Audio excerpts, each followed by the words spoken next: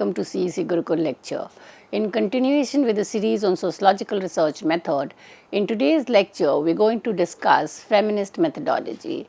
Now this feminist methodology is part of the syllabus of the course termed sociological research method taught to 5th semester students, and in this lecture we are going to refer to these prescribed reading where Hammersley discusses about the uniqueness of feminist methodology and also kind of does a critical assessment.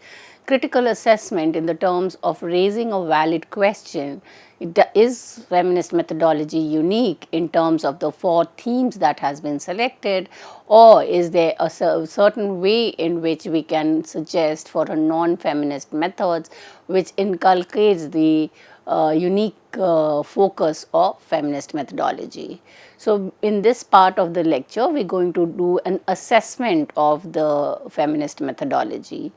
So, the claim that there is a specifically unique feminist methodology suggests a holistic approach impacting every aspect of research from topic selection to methods and interpretation of finding.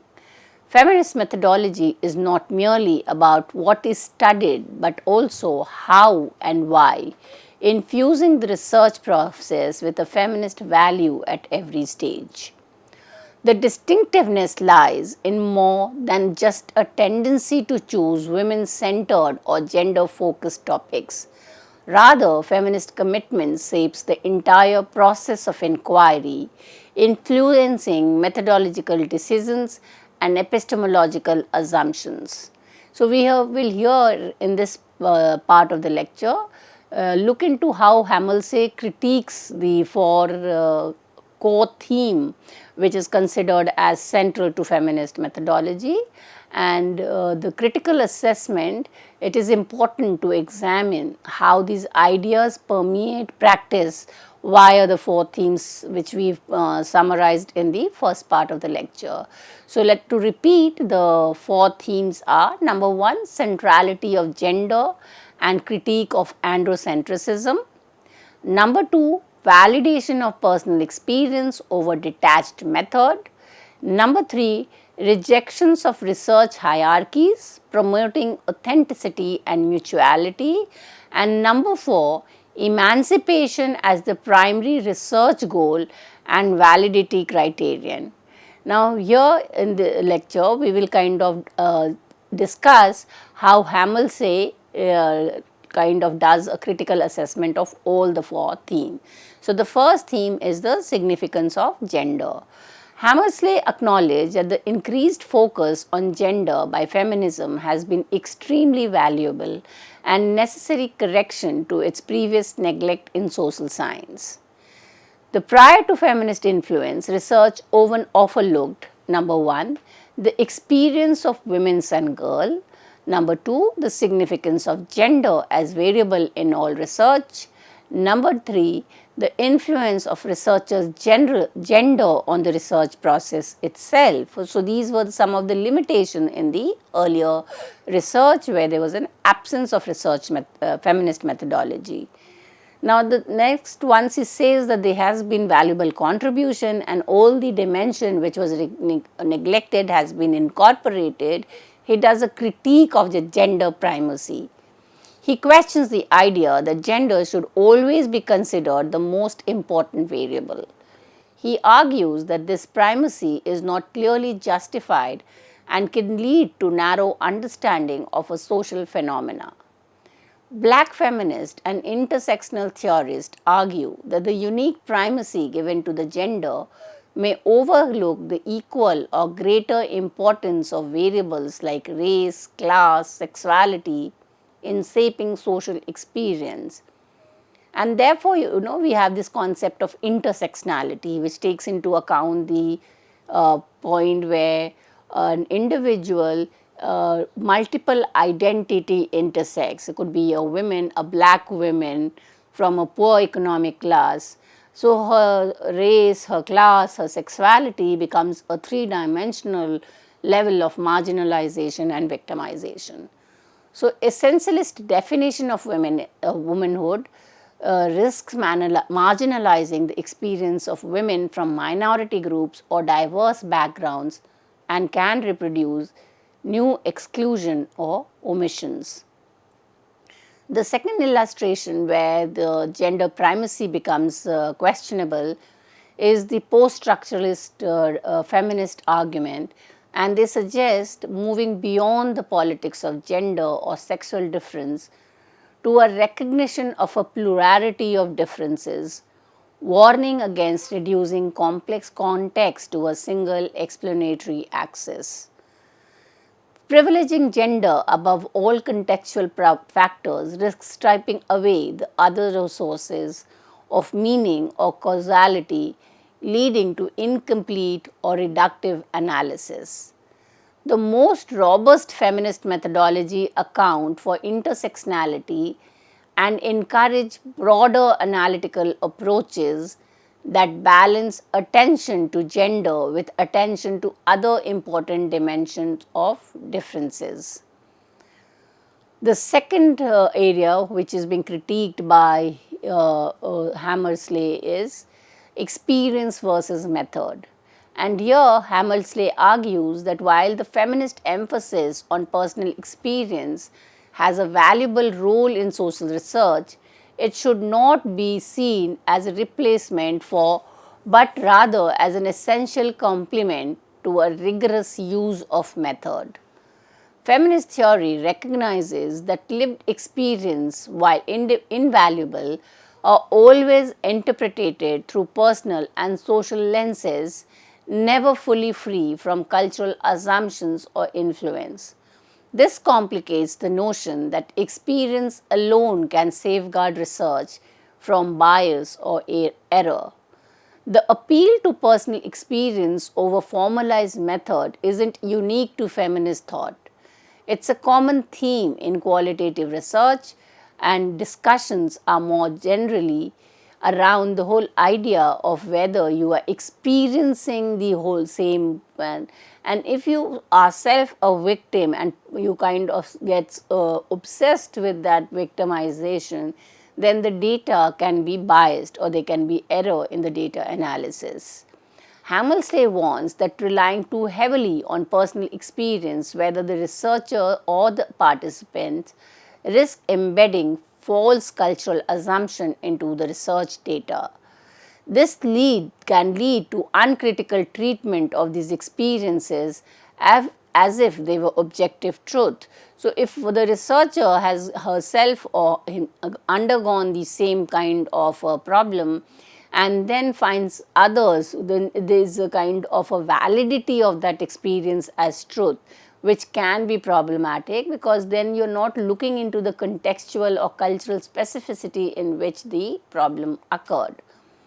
So, Hammersley kind of advocates a synthesis where you use both methods and experience. He advocates for a balance stating emphasize neither method nor experience, but rather seek to correct experience by use of method and method by the use of experience. So, the method and experience are not to be separated, but they can be integrated and synthesized and used together in your research. He defines method not as a rigid set of rules, but as the process of making research strategy public and explicit. This allows for collective assessment, discussion and improvement, which is crucial for producing credible and valid knowledge. Hammersley acknowledges that method isn't a flawless or a universal tool. It must be applied tentatively and adapt based on the specific research context and goals. However, he maintains that this process of making research steps transparent is essential for ensuring quality and accountability. Effective feminist research demands both reflexive sensitivity to experience and explicit open methodological practice. The third theme in feminist methodology is the rejection of hierarchy.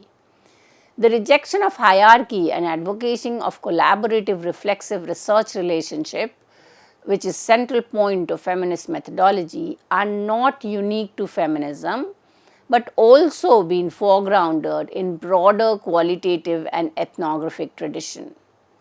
Many qualitative researchers and ethnographers have long been concerned with the ethical issue of their role, including their obligation to the people they study.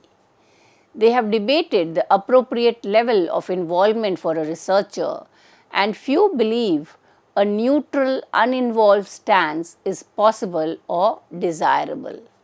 Hammersley points out that the idea of making one's value explicit in research is not new and can be found in the works of non-feminist scholars like Weber and Midrell.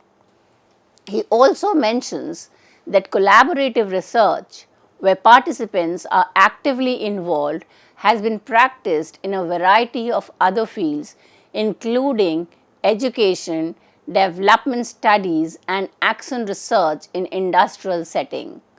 While feminist perspectives sharpen the focus on ethical dimension of research relationship, these themes are not solely or uniquely feminist in origin.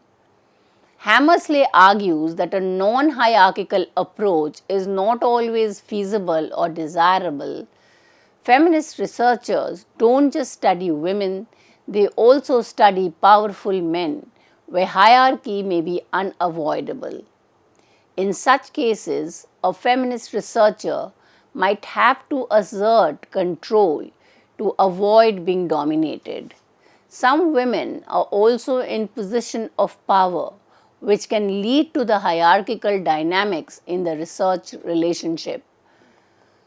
Many feminist discussions of hierarchy use a one-dimensional concept of power as all-pervasive.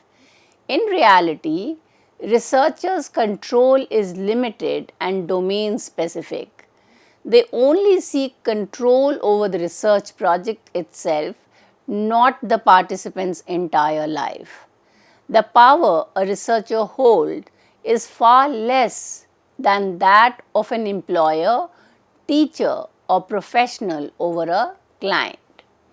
So he questions the goal of kind of understanding the whole idea that feminist methodology asserts that hierarchy has to be rejected implies the ultimate goal is abolishing all inequality.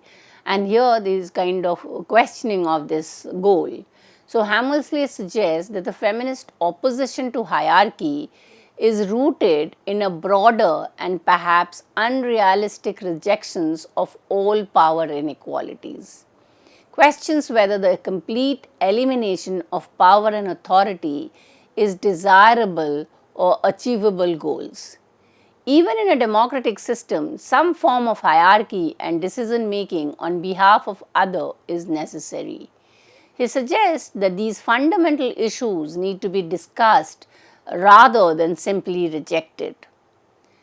Research works through an intellectual community that critiques and corrects error, which gives research finding a limited but significant claim to authority over other forms of opinion or information. This authority stems from methodological rigor and collective scrutiny, not from an inherent superiority. While everyone can and should form their own opinion, it is not reasonable to consider all opinions equally true or authoritative.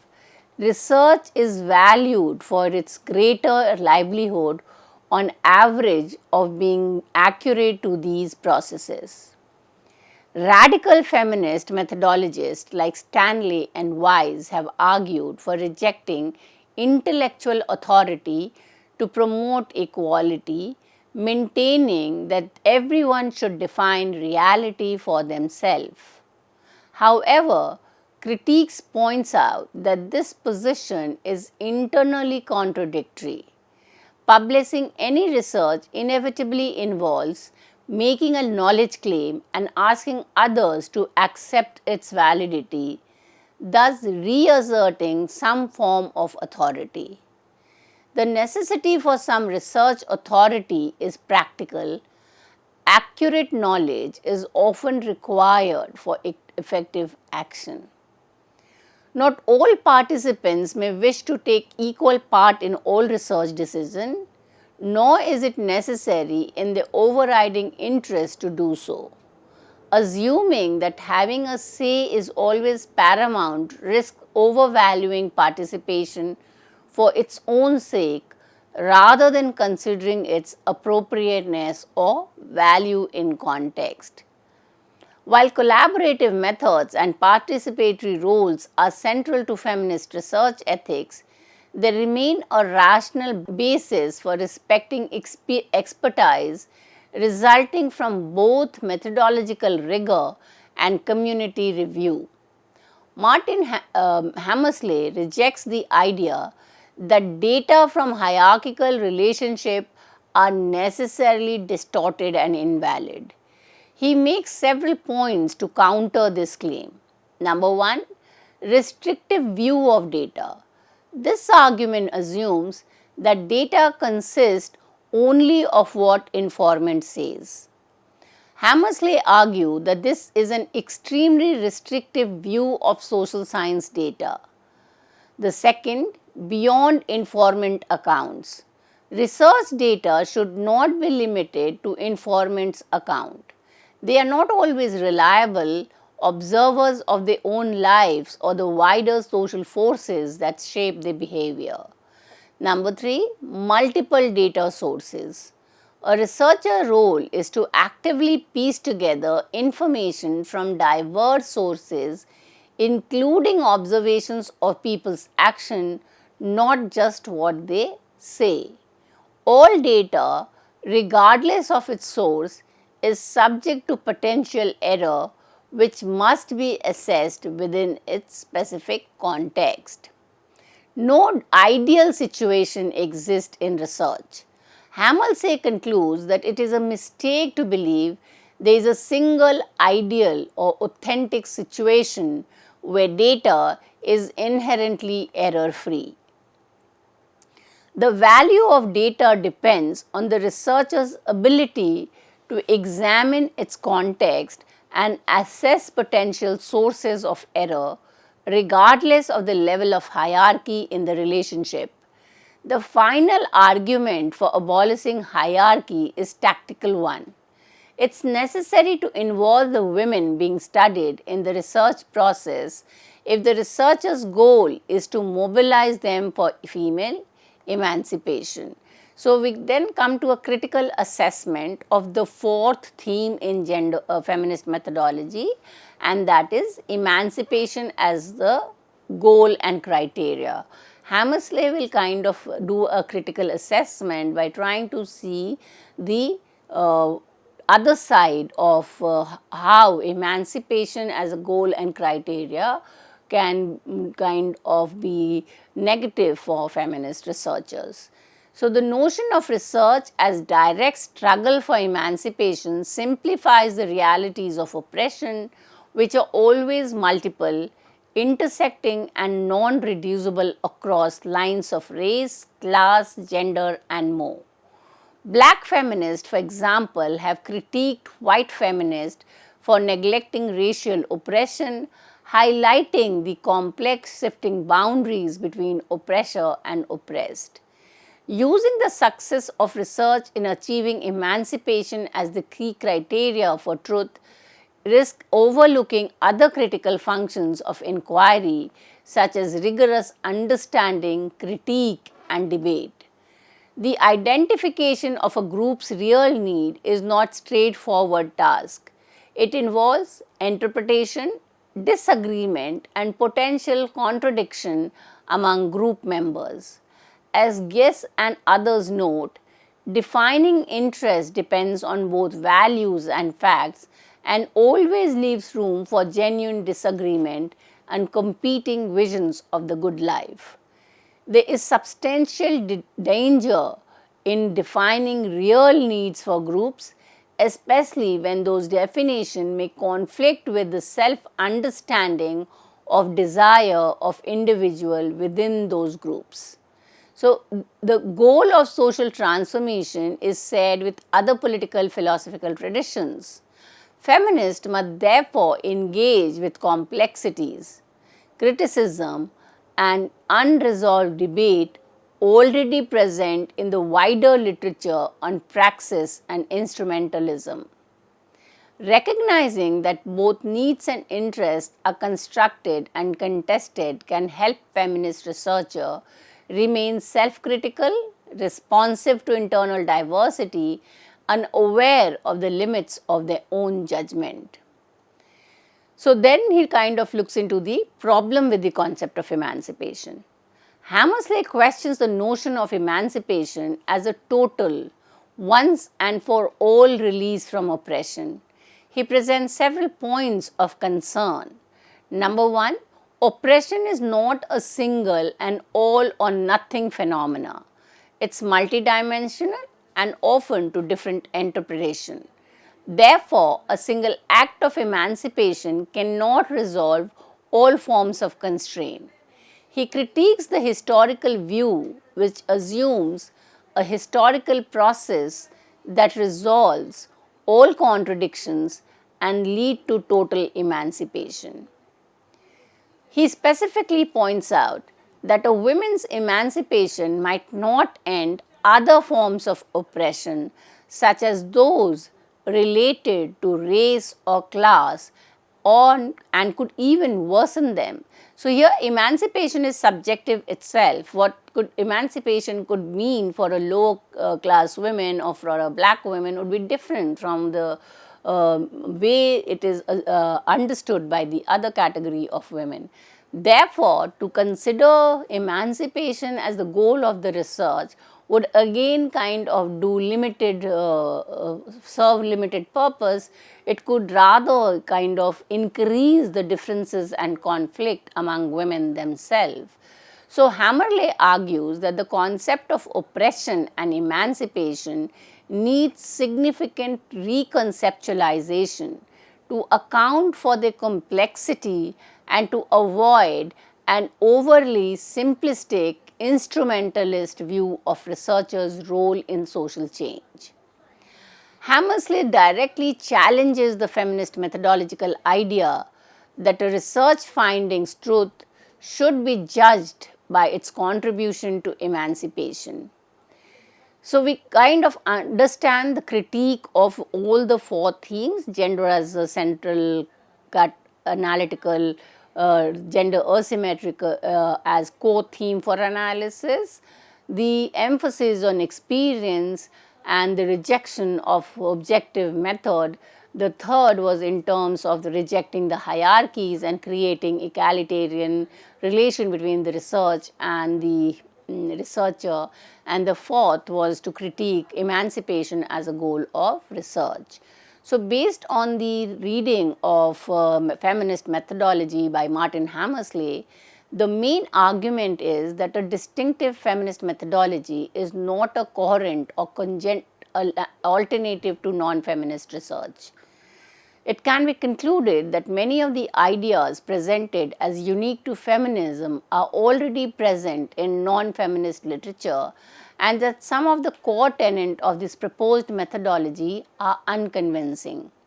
Hammersley asserts that the principle of feminist methodology, such as the focus on gender, the emphasis on experience, the rejection of hierarchy, and the goal of emancipations are not unique to feminist methodology. He questions the practical and philosophical basis for completely eliminating hierarchy in research and the notion that truth can be judged by its contribution to a specific political goal like emancipation. Hammersley's most fundamental critique is the very idea of based on political assumptions. He argues that creating a separate, distinct methodological paradigm oversimplifies the link between a researcher's belief and their research practice. It can lead to balkanization of social science, encouraging dogmatism and hindering open debate among scholars. So, when we read this text on feminist methodology by Martin Hammersley, we not only understand what are the core themes that define feminist research methods, but we also are able to understand where the limitations are and how the methods can be further improved in order to bring the attentions to women's the experience, improve on the methods and be able to capture the reality from a more nuanced understanding. With this, I come to an end of this lecture. Thank you.